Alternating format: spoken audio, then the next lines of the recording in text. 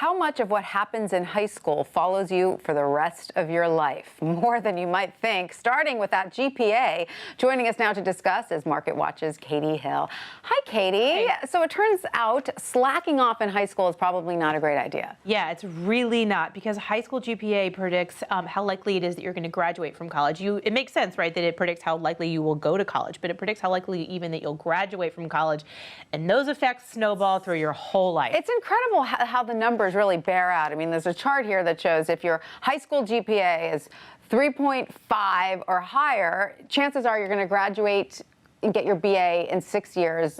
What percentage of that group? Right, so this goes way down as Right. your GPA goes down. Once your GPA is in the 2s, fewer than half will end up graduating from college. And once it's like even lower than that, I mean, I think the number here at 12%. Wow. Once your GPA is between 1.5 and 1.99, you only have about a 10% shot at graduating from college within 6 years. That's high school GPA, by the way. That's incredible. Yeah. That the numbers really bear this out. And tell us the difference between what you can expect to make if you have a BA and what you don't, and if you don't have a BA over the course of your career. Yeah, over the course of a 40-year career, nearly $1 million difference between graduating from high school and getting a BA.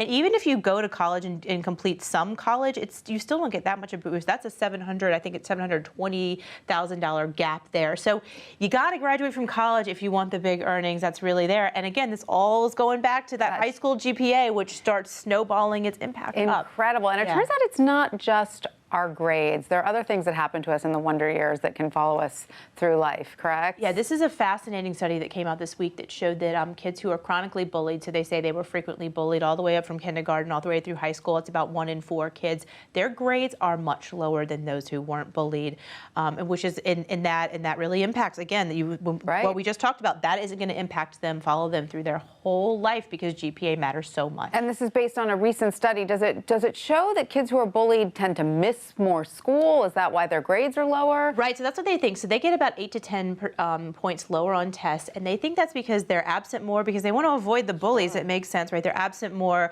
and they're just not as engaged in school, which they don't like it. They say they don't like it as much, they're just not as engaged. And so their test scores are much lower than those who aren't chronically bullied. And again, that impacts that GPA, which follows you through life. Of course, it's worth mentioning there are many people that overcome their hardships in high school and go on to have great careers. Absolutely, as many commenters pointed out on this story. I was a bullied kid, I'm fine. Of course, there's always exceptions to this rule, but as a broad, rule here, chronically bullied students tend to do a little bit worse in school, and that can follow them. It certainly points to the importance of eradicating bullying and paying attention to those grades in high school. That's right. Bullying intervention, I think, is a really key thing, yeah. Katie Hill, thank you so much for that.